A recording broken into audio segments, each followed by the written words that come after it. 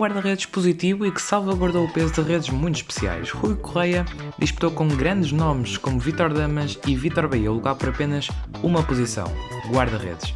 Numa entrevista exclusiva à Crackers e Tudo TV, Rui Correia conta o que o fez ser um homem feliz no futebol. Antes de mais, muito obrigado, Rui Correia, por me conceder esta entrevista e também por nos receber aqui no seu atual local de trabalho, o Centro de Treinos do Feirense. Uma das perguntas que eu lhe gostaria de fazer, esteve naquela fase da sua carreira no Futebol Clube do Porto, naquela fase entre o Vítor Bahia, em que ele depois saiu para o Barcelona, depois voltou. A primeira pergunta que eu gostaria de lhe fazer tem a ver com exatamente a sua posição de guarda-redes. Quão árduda é a luta para uma só posição? Porque tinha vários candidatos. Quão árduo tem de ser o trabalho para chegar a essa apenas uma posição entre tantos jogadores?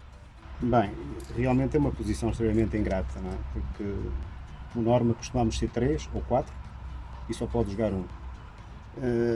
Às vezes vai do que é a opção do treinador, às vezes vai do que é o historial do próprio jogador. Há muitas vertentes que podem ter influência na escolha daquele que vai ser o número 1. Por isso, aquilo que eu indico, não é? E aconselho é que nós diariamente façamos um trabalho sempre válido e estejamos sempre empenhados em melhorar dia após dia. E depois, se nós não formos o escolhido, esperar e continuar a trabalhar sempre com seriedade, porque de certeza que vai chegar a oportunidade. Exatamente, no fundo também dando o seu melhor, isso vai contribuir para que a escolha seja mais favorável para cada jogador. Isso também está incluído na fase da definição das características. Por norma, o treinador pede certas características para o guarda-redes ser titular. E eu gostaria de tocar aqui num ponto da altura, no fundo na estatura. Acha que é determinante nas características de um bom guarda-redes? Há desafios? Atualmente sim. Se formos a falar dos anos 80 ou dos anos 90, acredito que isso não fosse um ponto essencial, pois realmente a estatura e o perfil do guarda-redes, tudo que seja abaixo de 1,85m, acho que já começa a ser curto demais para jogar ao mais alto nível. Por isso, o futebol tem vindo a evoluir, se calhar a área dos guarda-redes é a área se calhar que tem vindo a evoluir ainda mais, e logicamente que hoje ter um guarda-redes com um perfil de 1,90m ou 1,95m dá muito mais garantias a um treinador de ter mais sucesso. Claro. Não podemos nunca esquecer que aqueles guarda-redes que têm estatura baixa não tenham a ambição também de poder chegar a um patamar mais elevado. Mas para sermos mesmo realistas, hoje um guarda-redes com 1,80m vai ter muitas dificuldades em jogar ao mais alto nível.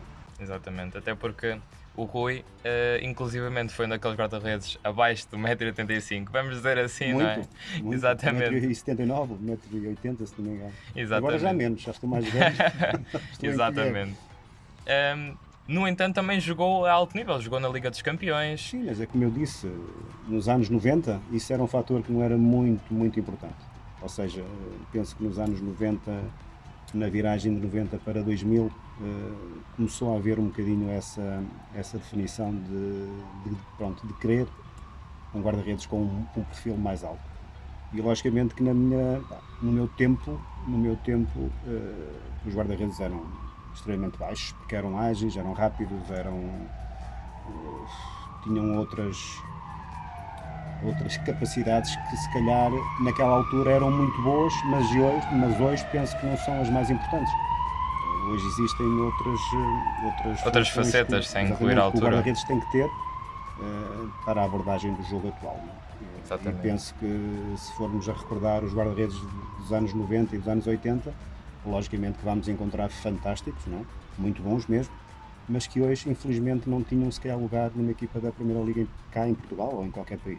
Claro que sim, até em relação ao jogo de pés, ao jogo de mãos.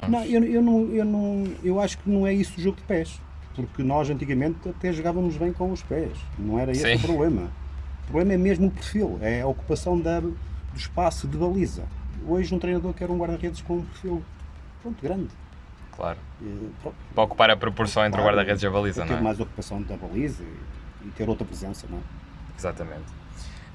Saiu do Futebol Clube do Porto um pouco antes da conquista da Liga dos Campeões, em 2004. Saiu em 2001, se não me engano. 2001. Exatamente, essa temporada.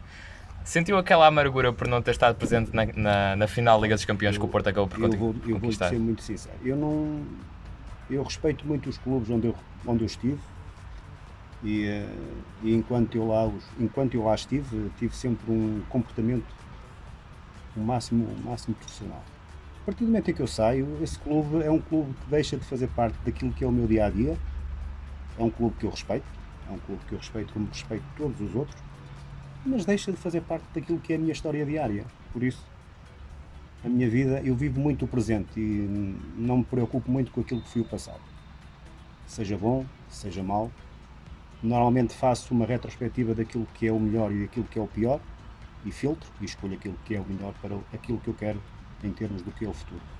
Por isso, o Porto é passado, o Sporting é passado, o Setúbal, o Braga... Sejonense na formação. Sejonense não, porque a Sejonense costuma-se dizer que é o clube onde eu iniciei, é o clube onde eu... Sim, é da minha terra, pronto.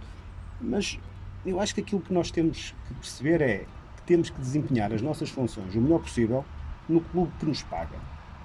Temos que o respeitar ao máximo. A partir do momento em que a gente deixa de fazer parte, a vida segue. Claro que sim. Depois chega um ponto em que os guarda-redes, por norma, são também diferentes nesse aspecto das outras posições.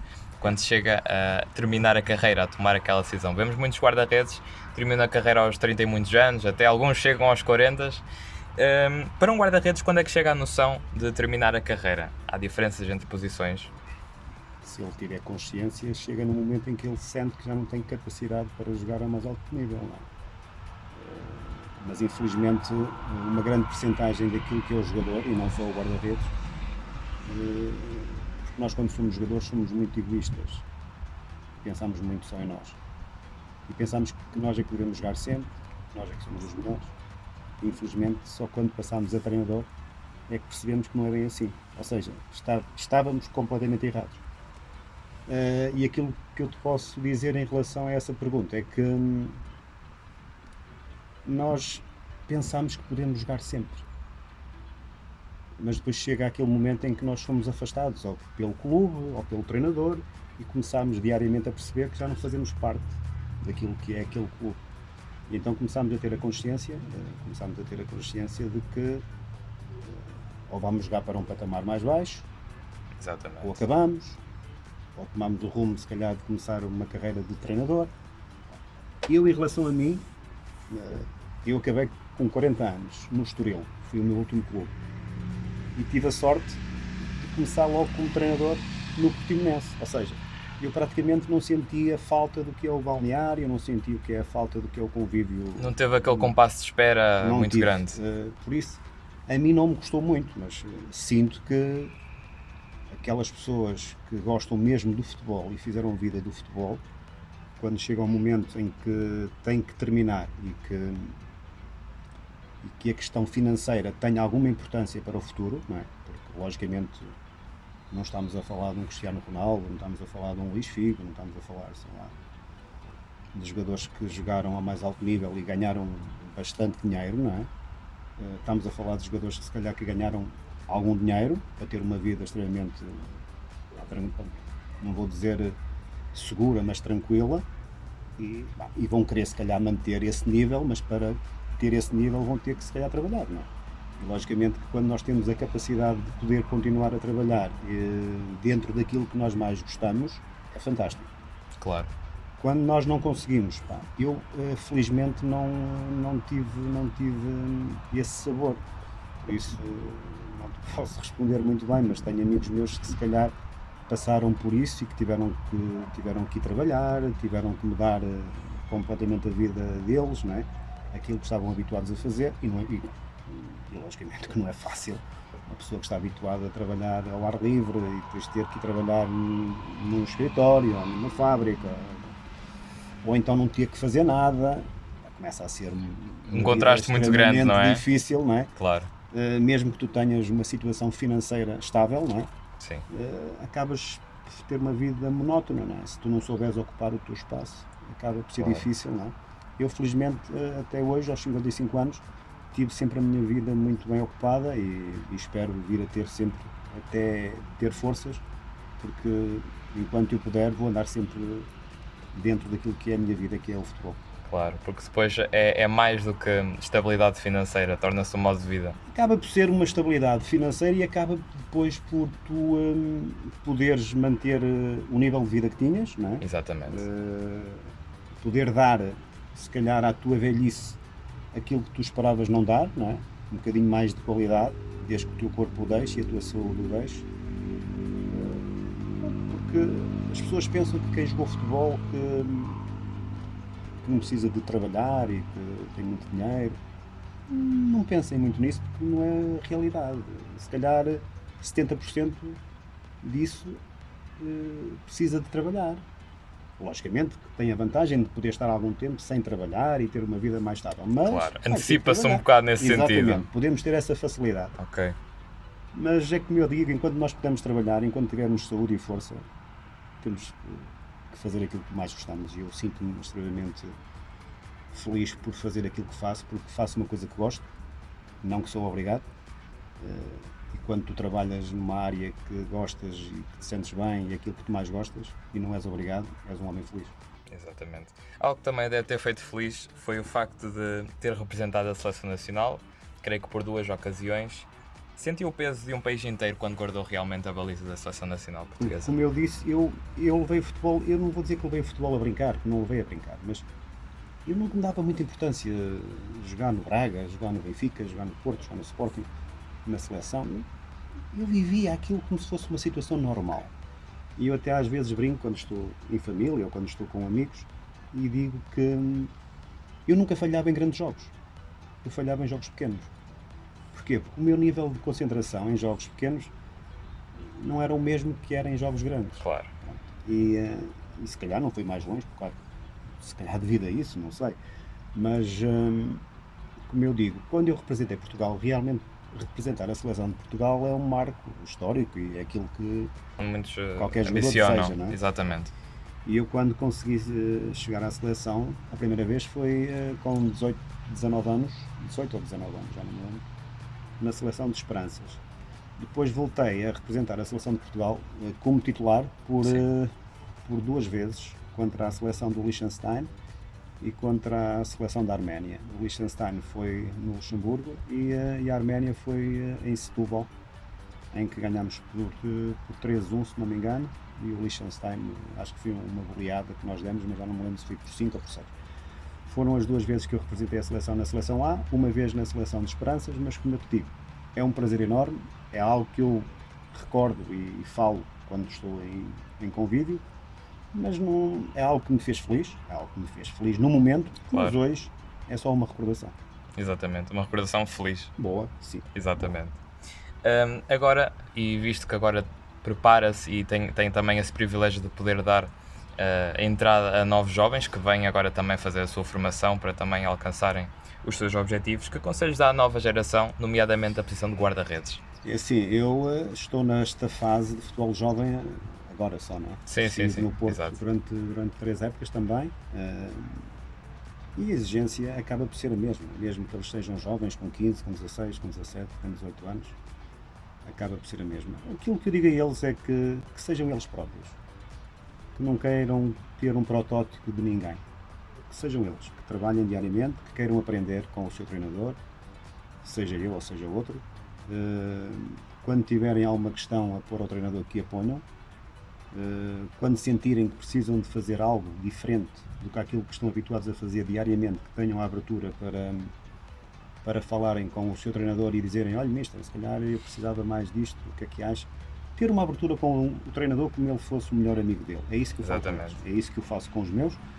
Logicamente, Manter a ligação. A minha carreira como treinador de guarda-redes foi sempre ao nível do futebol sénior, não foi no futebol jovem, só agora é que está a começar a ser.